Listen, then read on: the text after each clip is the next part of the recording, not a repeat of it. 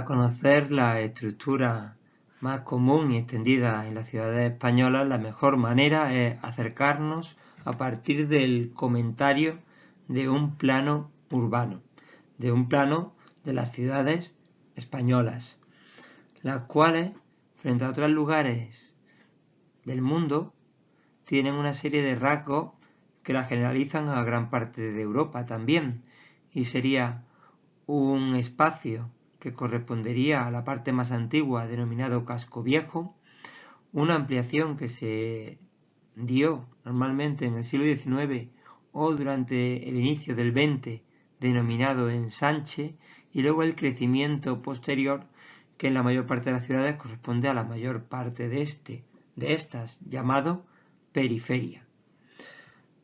Para poder hablar de un comentario se debe de partir de, primero, hablar sobre la localización de una ciudad, por qué surge en un lugar o en otro. Posteriormente, comentar cada una de estas áreas hablando de la forma que tiene el trazado viario, es decir, las calles y los edificios, lo que se llama plano urbano, para lo cual es importante ver los principales planos. A continuación, hablar de los rasgos que presenta cada una de estas zonas, refiriéndonos a la forma de los edificios, a las funciones que tiene, a los problemas existentes en estos, etc. Para lo cual vamos a empezar tratando la teoría necesaria para comentar esos planos. El primer aspecto esencial sería saber cuáles son los planos más comunes. Sería, en primer lugar, el llamado ortogonal en cuadrícula, hipodámico o endamero, que se caracteriza por ser líneas, las calles, que se cortan en ángulos de 90 grados. Presenta el problema de la dificultad en el desplazamiento, para lo cual sería necesario, como se hizo en muchos casos, romper ese trazado con líneas diagonales que permitan un más rápido desplazamiento. Es el común en las ciudades en la antigüedad y después desaparecieron en los planos de los edificios, de las ciudades en España, las que tenemos en la zona de los cascos históricos, ya que fue sustituido por un plano irregular o llamado orgánico. ¿Por qué? Porque no existe un plano propiamente, sino que va surgiendo al ir creciendo la ciudad, con los espacios que no son ocupados por las casas.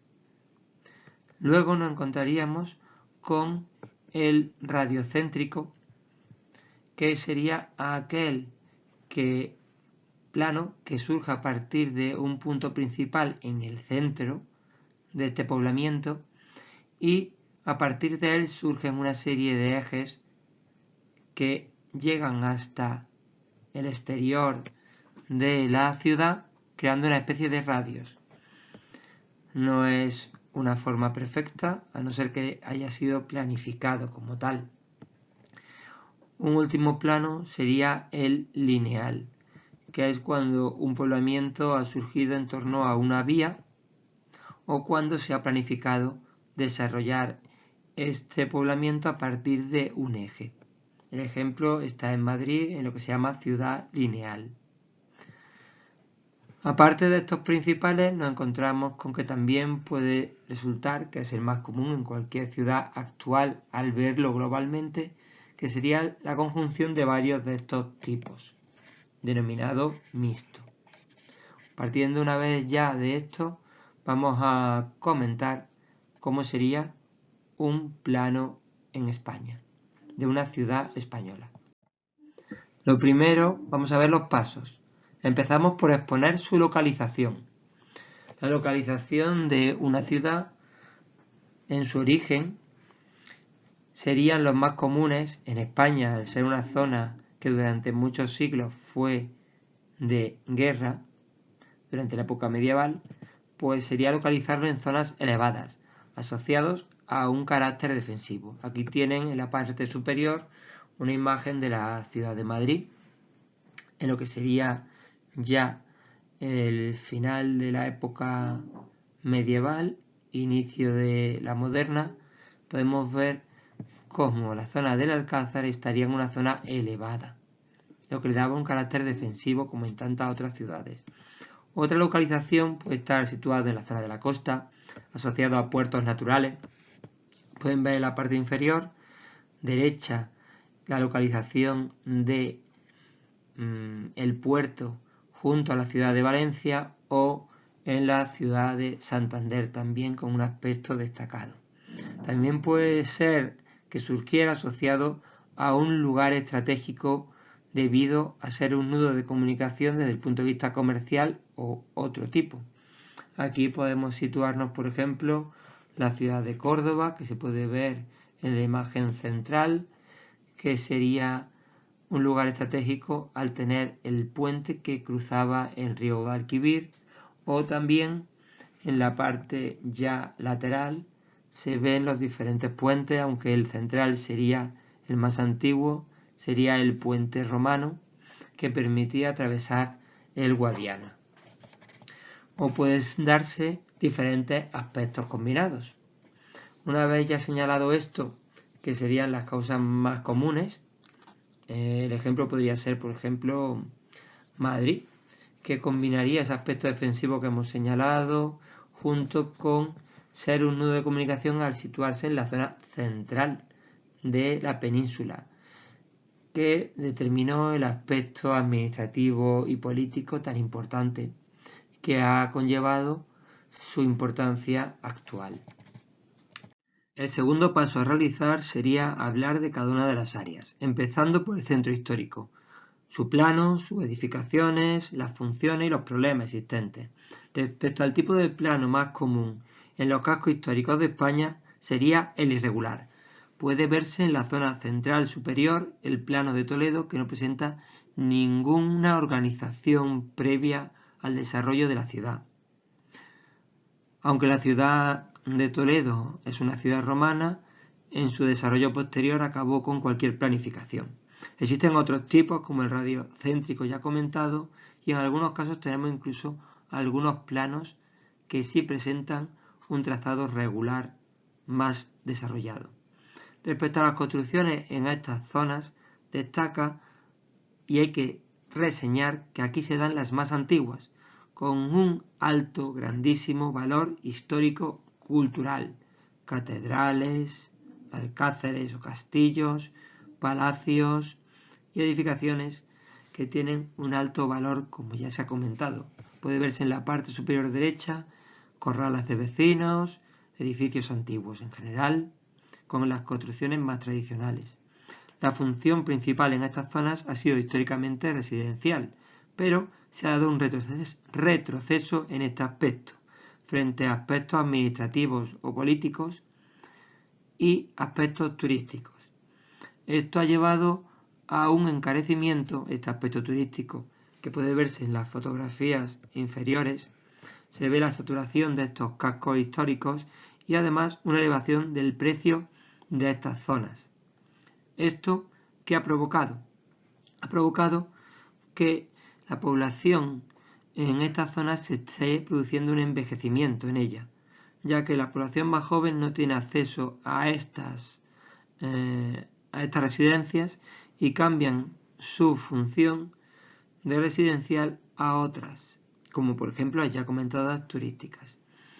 Otro aspecto importante sería la degradación, ya que hasta hace unos pocos años esta zona ha sido abandonada por otras zonas de la ciudad y se ha producido el declive de estos edificios que necesitan una regeneración.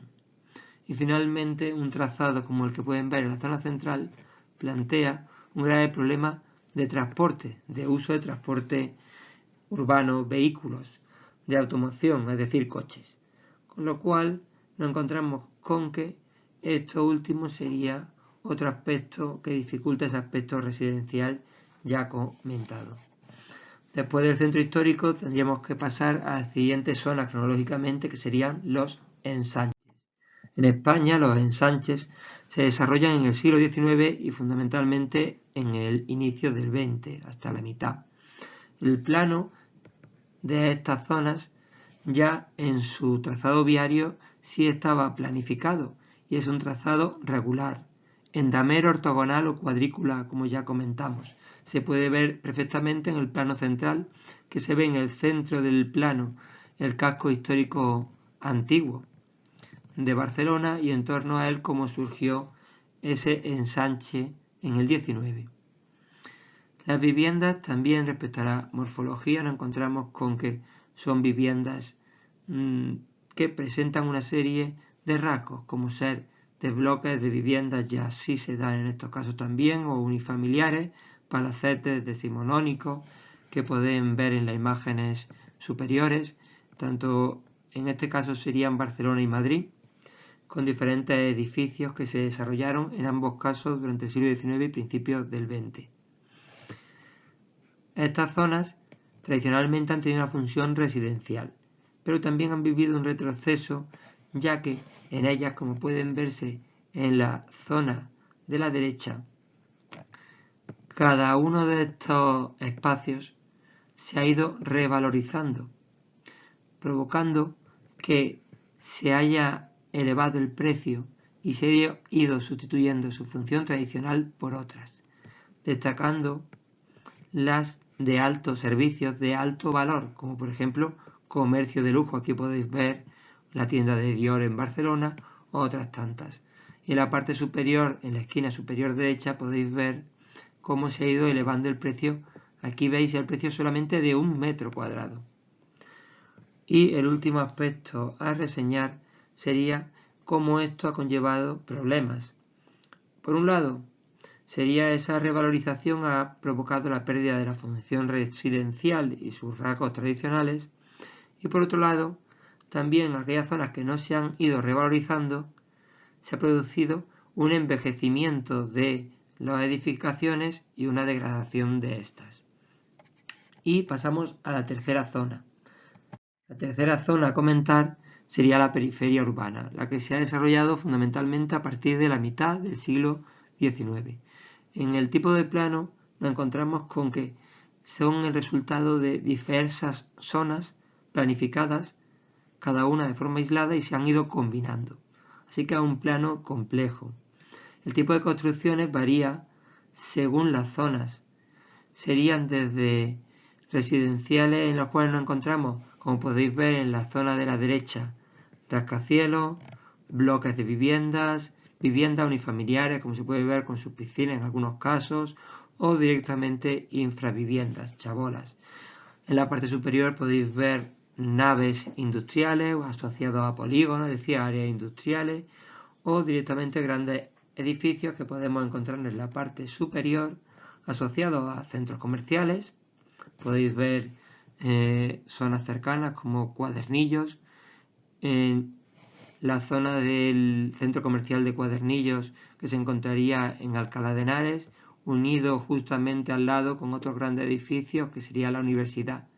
Todo ello junto a lo que sería la vía del tren. Tenéis también Xanadu, unido o asociado a redes de transporte de carretera. Todas estas zonas que se van señalando van asociados a construcciones diferentes y también a funciones diferentes, tanto residenciales como industriales o de servicios, universitarios, hospitales sanitarios, simplemente comerciales, etc. Unidos a esos nudos de comunicaciones, tanto como ya comentamos hace un momento, serían transportes asociados a las carreteras o a las vías de ferrocarriles.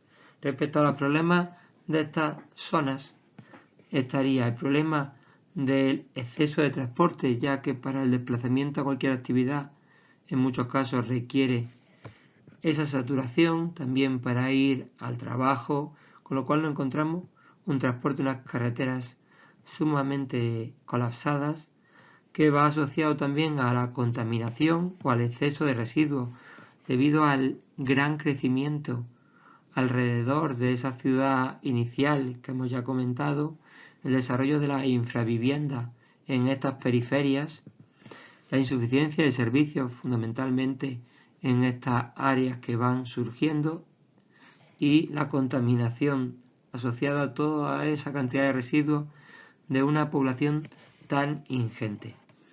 Una vez comentado esto, ya podemos ver que estas tres áreas ya expuestas serían la estructura más común en las ciudades españolas. Espero que haya quedado claro. Y con esto nada más que comentar.